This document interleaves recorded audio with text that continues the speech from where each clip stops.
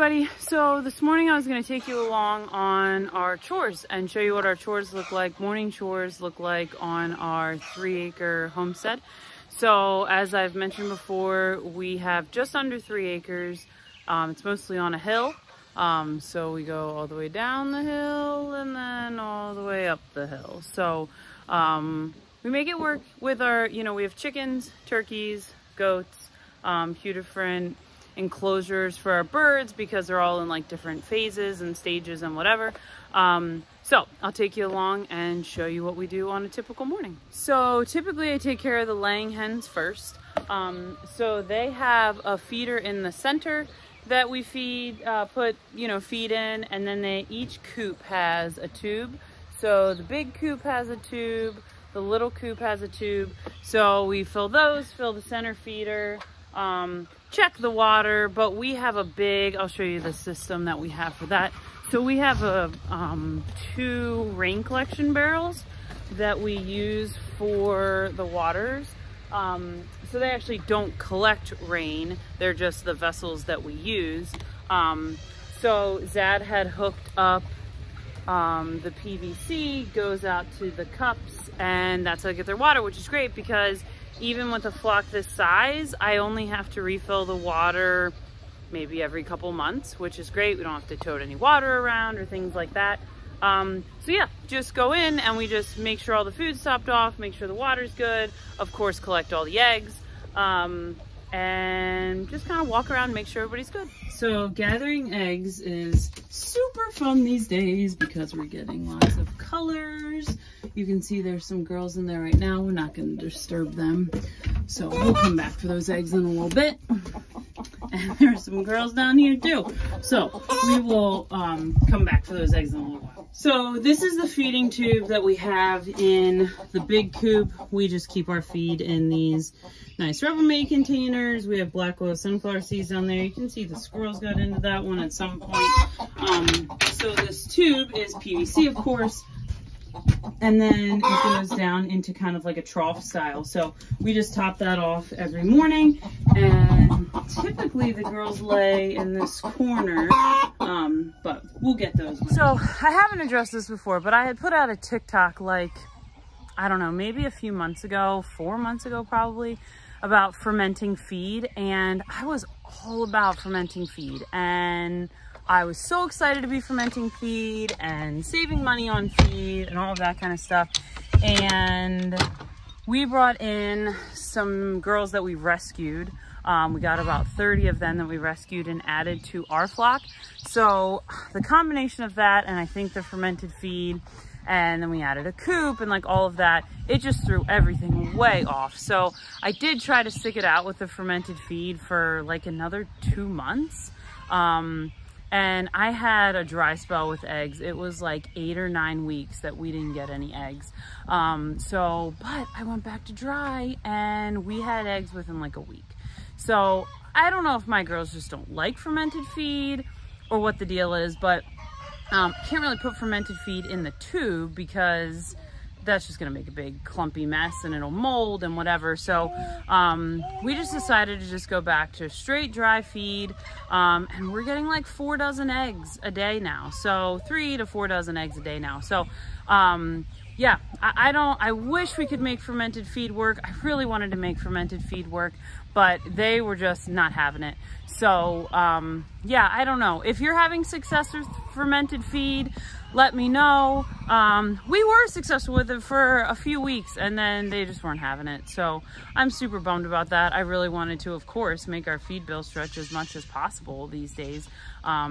But I actually think we're now using less because when I was doing fermented, I was only feeding in the morning and the evening, making sure that they got their half cup per bird and whatever, but they were just ravenous. When I would go into the run, they would just like bombard me. It was crazy. So I had talked with some friends. I had 2 friends that I mulled this over with for weeks, and I just finally stopped the fermented feed, and they just have free choice of the the dry feed whenever they want it, and that seems to be working great. So that's just what we decided to stick with. So this is the style feeder that we use in the center of the coop. I honestly put this here because when I was trying to get them to lay again, I would make trails from that tube feeder out to the center one, and then I'd make a trail from that tube feeder out to the center one. That did seem to do the trick. I mean, like I said, we're getting eggs again. So we have this feeder in the center, and then we just use this kind of weighted piece of corrugated metal that I just lay over top and keeps it dry. So that works out great. The teenagers are on the layer feed at this point too. They're old enough to do that. We usually switch to layer from grower at 12 to 14 weeks, give or take. So we switched them to that, and everybody's on the same feed now, which makes life so much easier. So all three feeders are now on the layer feed, which makes life so nice. So this is the style feeder that we use in the center of the coop. I honestly put this here because when I was trying to get them to lay again, I would make trails from that tube feeder out to the center one, and then I'd make a trail from that tube feeder out to the center one. That did seem to do the trick. I mean, like I said, we're getting eggs again. So we have this feeder in the center, and then we just use this kind of weighted piece of corrugated metal that I just lay over top and keeps it dry. So that works out great. Okay, so the center feeder is filled. I'm just gonna put its lid back on, and then we will check the small coop and see what we got going on. The small coop is also occupied. There's a few eggs in the center one, so we'll come back out in a little bit and get the rest of these when they're all here, where they like to lay their eggs. And she's awful chatty this morning. So I just want to show you the bedding in here. So the bedding's pretty thick. We do the deep litter method. So basically I just come in here maybe once or twice a week and stir it up, add a little fresh on top, and it really helps keep the smell down. So there's a few eggs in here. It looks like I probably need to top off on some bedding in the boxes too, because happy boxes means happy hens. So it's about 10:30 in the morning. This is what we have so far. There was a girl that wouldn't get off of the eggs, so I'm sure we'll have some more here in a little bit. And we definitely have some girls that lay later in the day, so love these colors. Okay, so after we take care of the layer hens, we have 5 guineas. So they're currently being crate trained in their hutch so that when it's time for them to go out and about, they know where home is at night. So this is the guinea hutch. They're super cute. You can see them in there. They're so fun.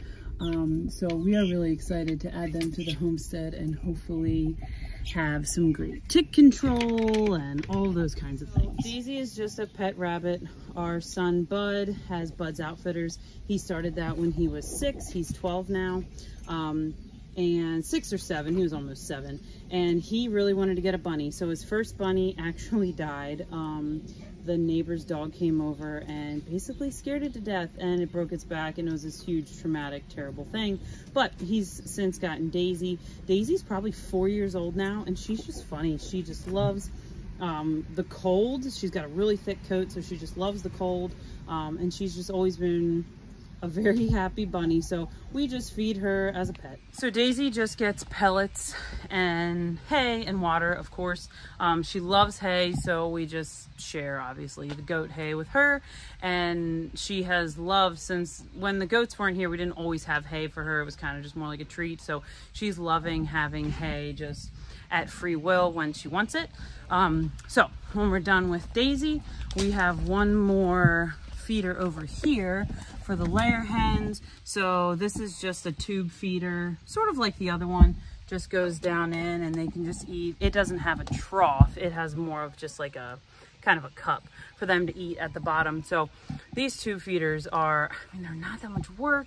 You can just get the PVC at like your local hardware store, you know, put the cap on, it keeps it dry. The tube bottom is inside, so you don't have to worry about it getting wet in the bottom. And it just makes life so easy, especially as we're like teaching our 2-year-old, you know, he wants to help and things. So it's just so nice for him to be able to come out, get the cup, fill the feeder. You know, the middle one is a little more cumbersome. You have to move the cover and all of that, so that doesn't really work for him, but he loves filling these tube feeders, and it's a great way to get the kids involved in taking care of the animals.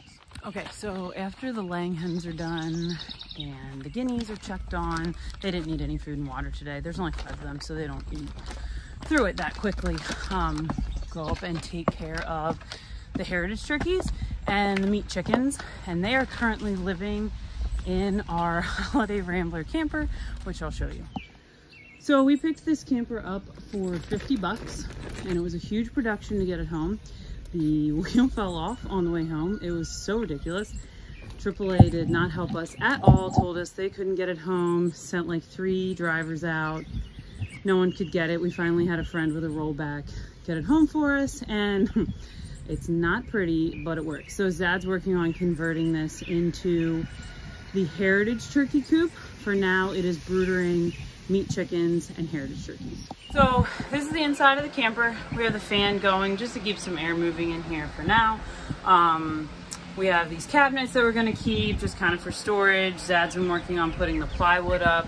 And then the littles are over here. So we have the meat chickens here. They're getting to the stage where they're starting to get pretty ugly.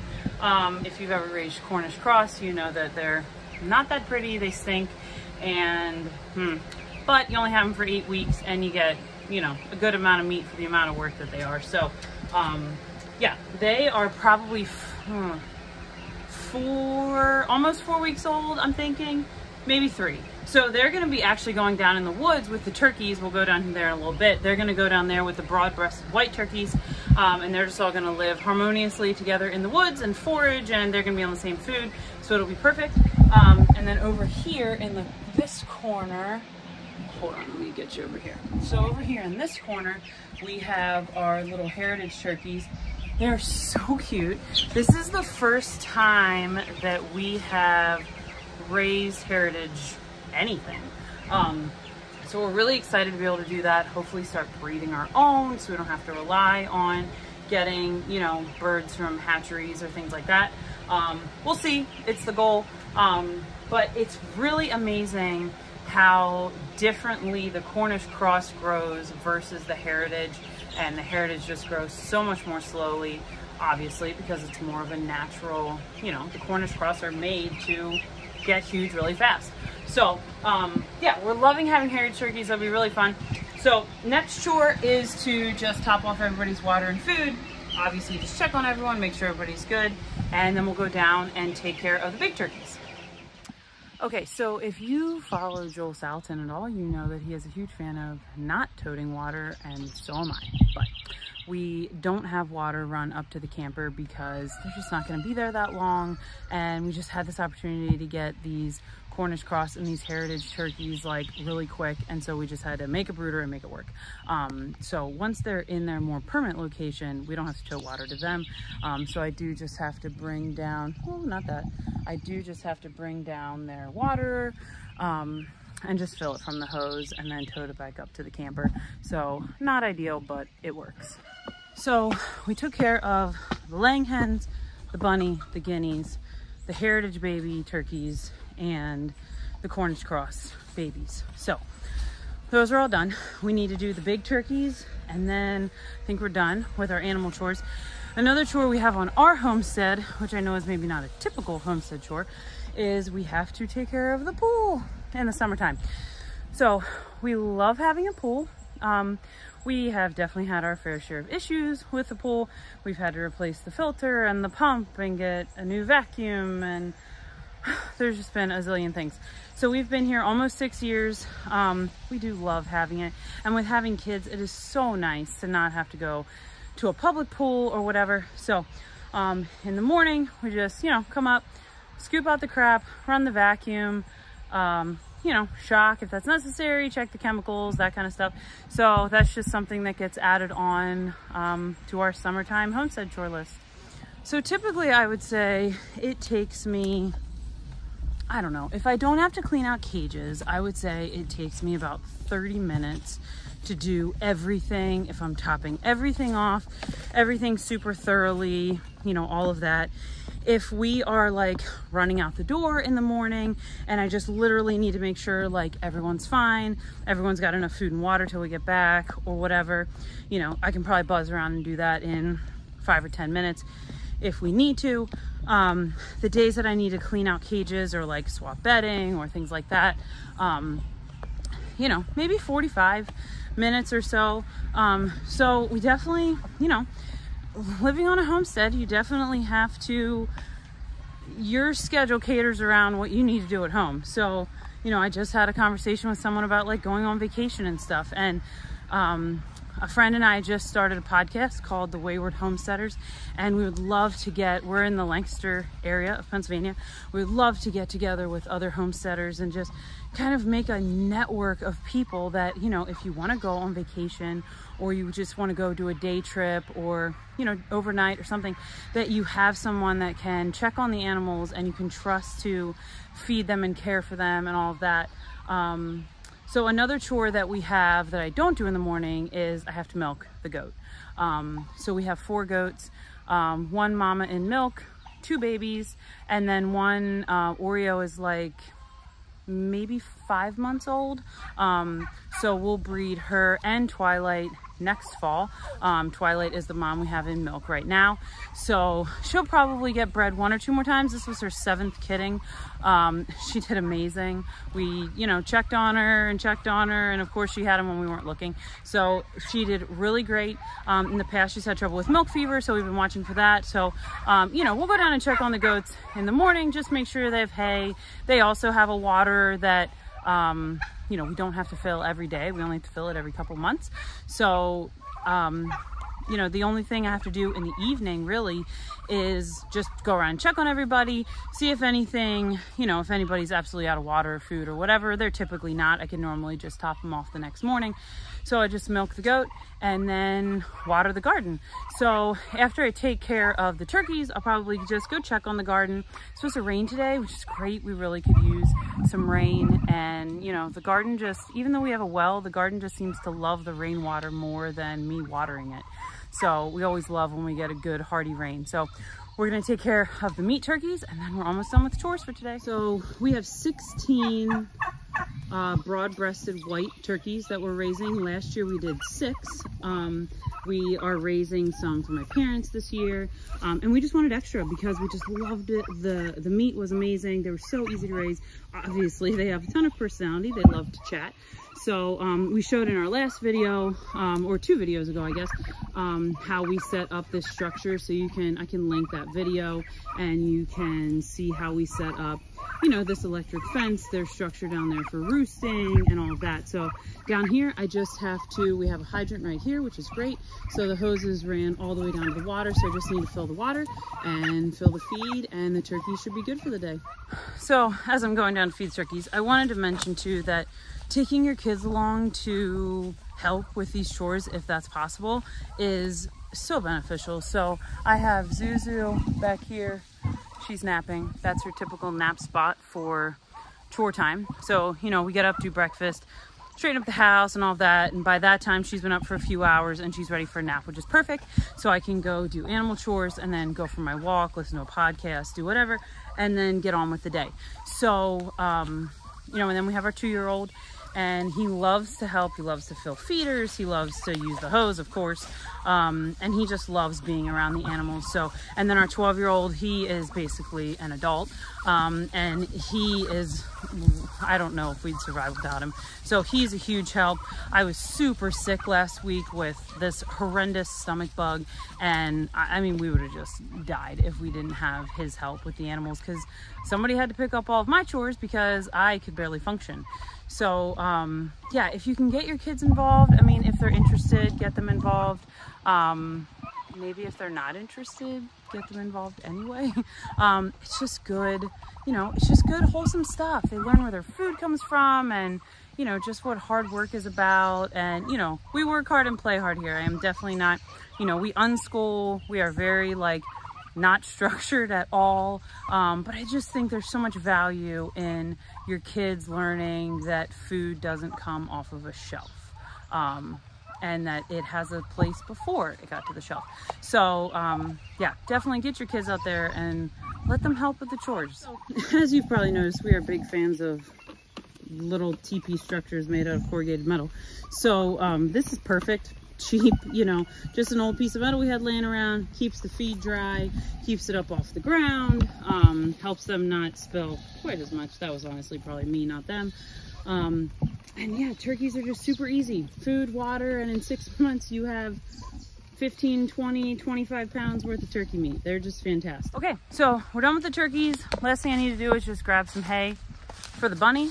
And then typically, like I said, when I'm done with my walk, when I'm done with chores, I go for my walk. So if you've been following us on Facebook or Instagram, or on my blog on our website, chapelhillforge.com, you know that my husband had a heart attack in December, and they are attributing it to plaque buildup from chemo and then him having COVID through a blood clot. And, you know, while we were canning our own food and making a lot of our own food and all of that, we were still eating our fair amount of crap, and definitely eating way too much of it. So since then, we have really overhauled our diet. We're not really eating white flour, white sugar, any of that kind of crap. And we're just getting in good exercise. So he runs hot air balloons. So he crews for our local hot air balloon team. And so he gets a lot of great exercise doing that. And then as a family, a few days a week, we'll go for a walk, bike ride, or whatever together. The days that he has flights, I try to make sure I get my walk in. So we have a trail here in the woods that I just take several laps until I hit 30 minutes.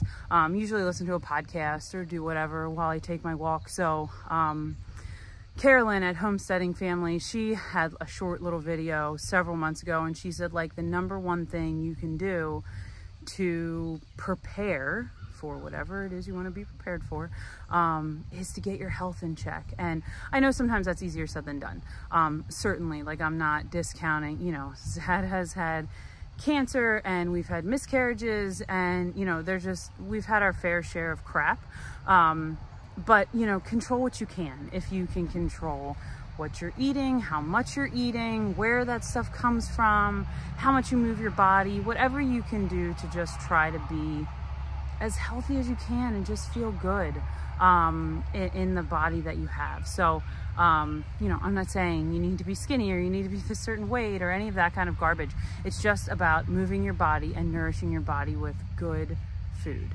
So, yeah, so when I'm done with chores in the morning, I usually try to get my walk in if we're not going somewhere as a family, which we're not today. Bud is cleaning gutters at his grandparents, and Zad is doing truck inspections. So Zuzu and I are gonna do our walk, and Jamie is napping. So it's a perfect time to just squeeze in like a good 20-30 minute walk, whatever I can get squeezed in, and just keep making this body as healthy as I can. So I hope you enjoyed coming along with us on our morning chores. If you have questions about anything that we have going on here, let me know. Like I said, if you're fermenting feed and having success, I would love to know. I mentioned in our turkey video, if you're making your feed and you have like a really cool, great, tried and true recipe that you love, let me know. I really want to start digging into making our own feed. That's something that I'm really interested in, and I'm just trying to decide if I have the bandwidth to do it. So yeah, that's something that you do too. I would love to hear about that. And I hope you guys just have a great week.